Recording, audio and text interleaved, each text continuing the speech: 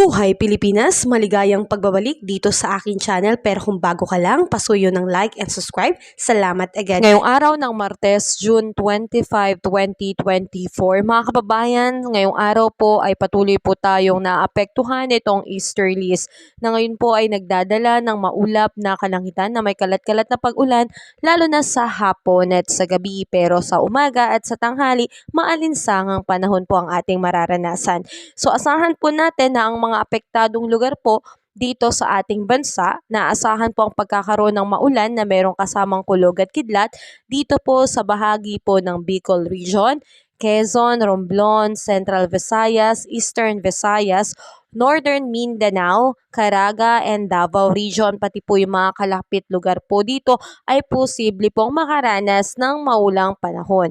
Samantalang asahan din po natin dito naman sa Metro Manila at ilang bahagi ng ating bansa patuloy na makakaranas ng maulap na kalangitan na merong kalat-kalat na pag-ulan, kulog at kidlat. So mga kababayan, lalo na po sa mga nakatira po sa mababang lugar na mabilis bahain po, tayo po ay mag-ingat lalo na sa hapon at sa gabi dahil doon nga po posibleng bumuhos ang malalakas na pag-ulan.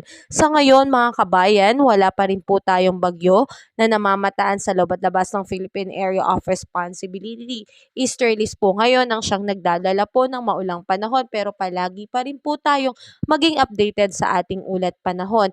At asahan po natin ang air temperature po natin ngayong araw ng Martes ay posibleng umabot po ngayon dito sa Lawag ng 33 degrees Celsius, sa Tugigaraw 35 degrees Celsius, Baguio 26 degrees Celsius, Metro Manila 33 degrees Celsius, Tagaytay 31 degrees Celsius at sa Legazpi po ay 33 degrees Celsius. So asahan natin na maalinsangan pagdating ng umaga at tanghali, pero pagdating ng hapon, malaki ang tsansa ng pagkakaroon po ng mga pulupulong pag-ulan. Samantalang asahan po natin dito po sa bahagi po ng Visayas and Mindanao, ilang bahagi po ay posibleng ulanin dahil nga po sa epekto ng easterlies, pero pagdating ng tanghali ay maalinsangan o mainit na panahon ang mararanasan.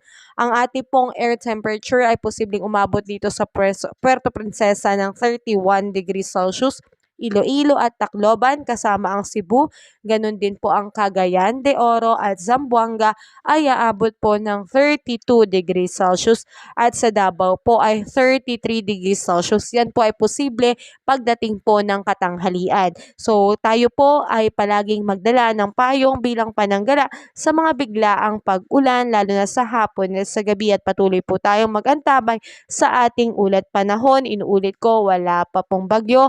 Ang tanging nagpapaulan po ngayon matapos ang habagat ay ito naman pong easterly. So patuloy po tayo mag-ingat at maging updated sa ating ulat panahon. Kabayan, kung nakatulong sa iyo ang video na to, huwag mo namang kalimutang mag-like and subscribe at pasuyo na rin po, pahit na rin po ng notification bell para updated ka sa mga susunod ko pang weather update. Muli, maraming salamat, ingat, God bless po kabayan.